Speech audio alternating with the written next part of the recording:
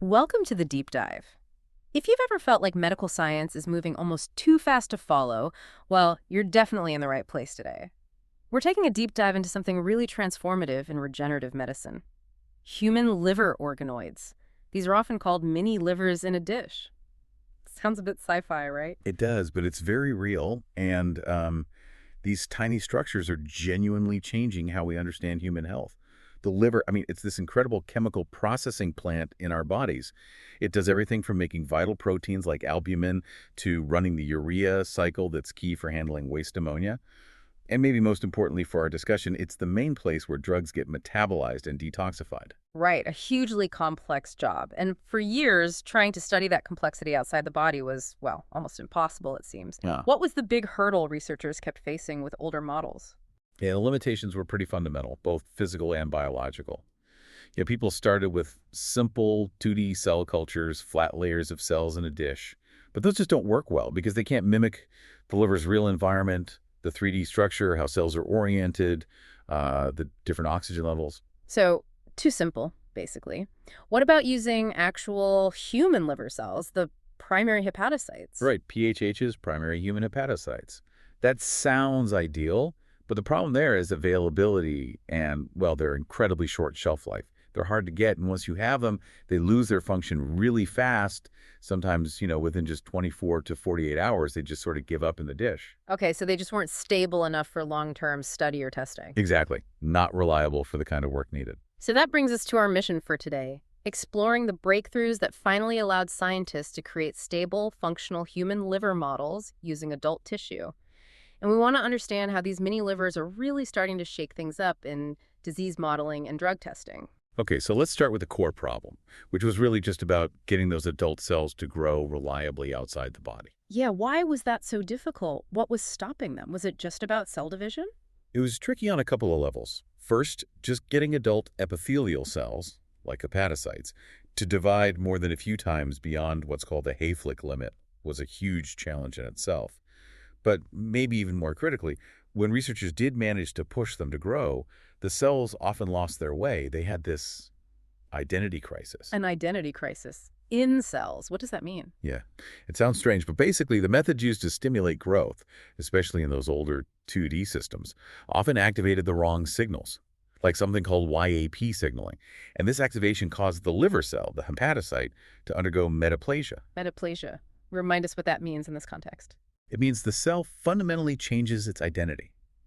It stops being a functional liver cell and turns into something else entirely often, a kind of useless duck-like cell. So you get growth, sure, but you ended up with cells that couldn't do the liver's job anymore, a real dead end. Ah, okay. So the growth came at the cost of function. What was this specific trick, the technical lever that finally cracked this? How did they get stable growth without the identity crisis? The big innovation involved using a particular signaling molecule called oncostatin M, or OSM. OSM activates a pathway known as STAT3.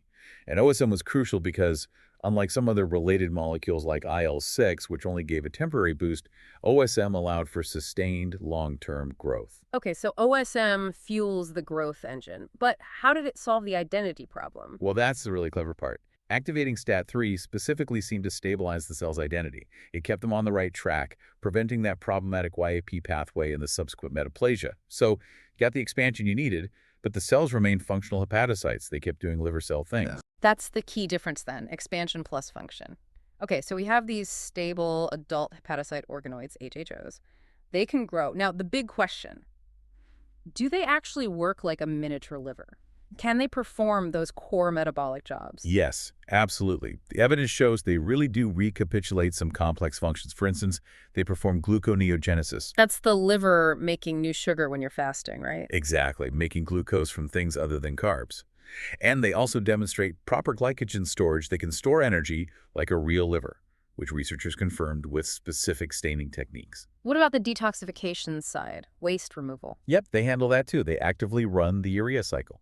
That's essential for converting toxic ammonia, a byproduct of protein breakdown, into less harmful urea that the body can get rid of.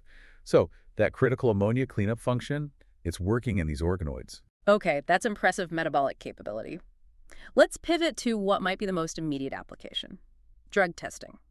Drug-induced liver injury, or DILI, is a huge concern in pharma. How well do these HHOs predict if a drug candidate might be toxic to the liver? They're proving very powerful for this, and the reason is they actually maintain the liver's essential drug metabolizing machinery. They express the key cytochrome P450 enzymes, the CYPs. You can think of these as the liver's workhorses for breaking down, well, something like 75% of common drugs. Like the famous CYP3/4. Exactly. CYP3A4 is a major one, and it's active in these HHOs, along with others like CYP2A6. Plus, they also maintain the next step, the phase 2 conjugation activities, things like sulfation and glucuronidation, which help package up drug byproducts for removal. Right. Is there a really concrete example that shows they react realistically, like a human liver would in a real-world scenario? Oh, definitely. The acetaminophen study is probably the most cited example. It's APP, the active ingredient in Tylenol. Overdosing on acetaminophen is a leading cause of acute liver failure. So researchers tested it on the HHOs. And here's the key part. They only needed to treat the organoids with 2 millimolar APP for 24 hours to see a clear, specific toxic response. And why is that dose and time significant? Because it's much closer to clinically relevant conditions. Older models often needed huge, unrealistic doses or very long exposure times to show any effect at all. Ah, so it's more sensitive, more realistic. Precisely. And what really sealed the deal was that they could completely block this APP toxicity in the organoids using N-acetylcysteine. Which is the actual antidote used in hospitals for acetaminophen poisoning. Exactly. That shows incredible fidelity. The model isn't just showing damage, it's showing the right kind of damage that responds to the right kind of treatment. That's a very convincing piece of evidence. Okay, so if these models are going to be widely adopted, say, by drug companies, there must be some strict quality control, right? What makes a good HHO? Absolutely. Standardization is critical for trust and reproducibility. There are defined quantitative benchmarks. For instance, you need to prove they're making the right proteins. They have to consistently secrete key liver proteins, like albumin, ALB, and alpha-1 antitrypsin, AAT. Above a certain level, the benchmark is often set at over 1 microgram per 24 hours per million cells. Okay, so that's checking their protein output. What about checking if their drug processing factories, the CYPs, are actually working properly? Right, you need to check their function. The CYP enzyme activity has to be inducible. For example, if you expose the organoids to a known inducer like rifampicin, you need to see a significant jump, say more than a 1.5-fold increase in CYP3A4 activity. So you can switch the machinery on, essentially. Yes, it shows the regulatory pathways are intact. And beyond these numbers, there are qualitative checks too. Researchers look for the formation of tiny channels called biocanaliculæ using specific dyes, like CDFDA staining. And they also check the organoid's ability to clear substances, often using a dye called indocyanine green, or ICG, watching how quickly it's taken up and then released. So a whole battery of tests to ensure they're not just growing, but really functioning like mini livers. Correct. Rigor is absolutely essential. Okay, we've seen how well they model basic functions and drug toxicity. Let's look at how they're being used to tackle specific complex liver diseases.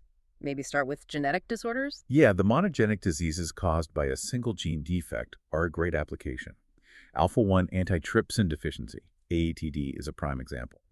Here, researchers can take a tiny biopsy from a patient with ATD or even use stem cells reprogrammed from their skin and grow liver organoids. And these patient-derived organoids accurately mimic the disease hallmark.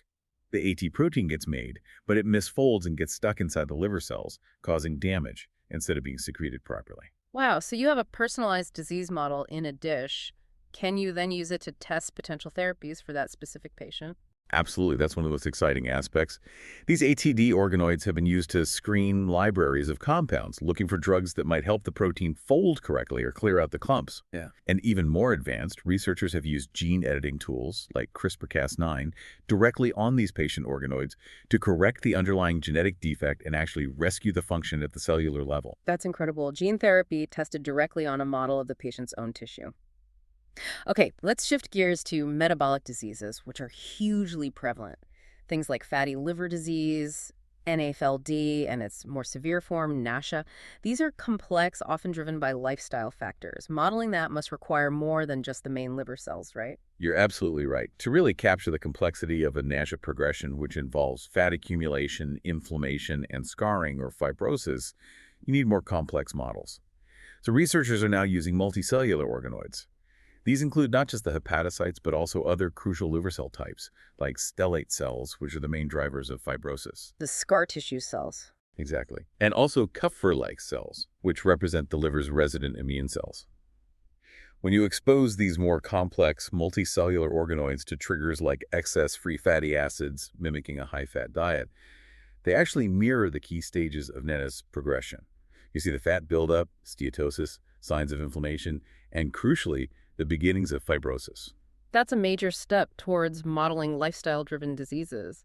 Did they notice any specific structural changes in the organoids that matched what happens in human patients? Yes, and this is a really interesting finding. In the NASH model organoids, they observed subtle but specific changes to the network of bile canaliculi, those tiny bile drainage channels we mentioned earlier. They became narrower and shorter. And this structural change is actually known to occur in the livers of human patients in the early stages of NASH. So the model is picking up on these early pathological signatures. Really detailed mimicry. What about infectious diseases? The source material mentioned organoids are much better for virus studies than the old duty cultures. Yeah, they provide a much more realistic home for viruses. Hepatitis B virus, HBV, is a great example. Infecting traditional cell cultures with HBV was often very inefficient, but infection works much better in the 3D organoid environment.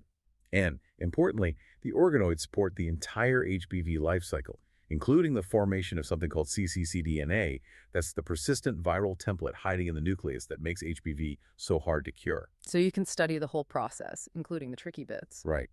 And organoids derived from HBV patients or infected in the lab show predictable dose-dependent responses to antiviral drugs. This supports their use for testing new therapies or even personalizing treatment based on how an individual's mini liver responds.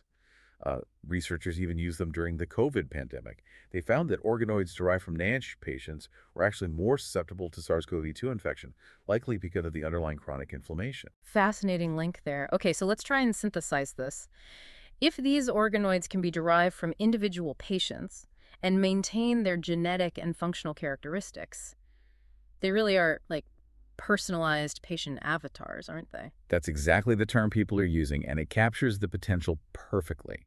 It's about creating a test bed that reflects your specific biology. It feels like we're right on the cusp of truly personalized medicine here. We are making huge strides, but, it's important to keep the current limitations in mind as well. These organoids, while amazing, aren't perfect replicas of a full liver just yet. Okay, so what are the main missing pieces right now? What can't they model effectively yet? Well, two of the biggest missing elements are, first, a proper functioning vascular system, blood vessels integrated into the structure. And second, the full complexity of the immune system, particularly circulating immune cells that would normally travel to the liver. Right, no blood flow and limited immune interaction. Why are those so critical? What kind of liver problems depend heavily on those missing parts? They're crucial because their absence makes it very difficult to model diseases where the immune system plays a central complex role interacting with the liver. A key example is a type of unpredictable drug reaction called idiosyncratic DILI, or IDLI. We often don't know why only certain people react badly to a specific drug, and it frequently involves a complex interplay between the drug, the liver cells, and the patient's unique immune system. So modeling that kind of rare immune-driven reaction is still out of reach for current organoid tech. Largely, yes. Integrating realistic blood flow and a dynamic immune component, that's really the next major frontier in organoid bioengineering. That makes sense. It sets the stage nicely for what needs to happen next. Which brings us to our final thought for today. Looking ahead, once some of these hurdles like vascularization and immune integration are overcome, what's the ultimate vision? Where could this technology take us? I think the really transformative potential lies in scale and data. Imagine large-scale organoid biobanks. We're talking about potentially thousands of organoid lines derived from a diverse population of patients with different liver diseases, different genetic backgrounds. The library of personalized mini-livers. Exactly. Having that resource would revolutionize pharmacogenetics, the study of how genes affect a person's response to drugs. Researchers could finally draw robust correlations between specific genetic variations, disease progression in the organoid, and, crucially, how that patient's avatar responds to different drugs, including those idiosyncratic reactions. So you could genuinely predict, based on someone's genetics modeled in their organoid, whether they're likely to have a bad reaction before they even take the medication. That's the ultimate goal. Sure. Moving from population averages to truly individualized prediction and treatment. It sounds futuristic, but the foundation is being laid right now with these organoid models. It's about making precision medicine a widespread reality.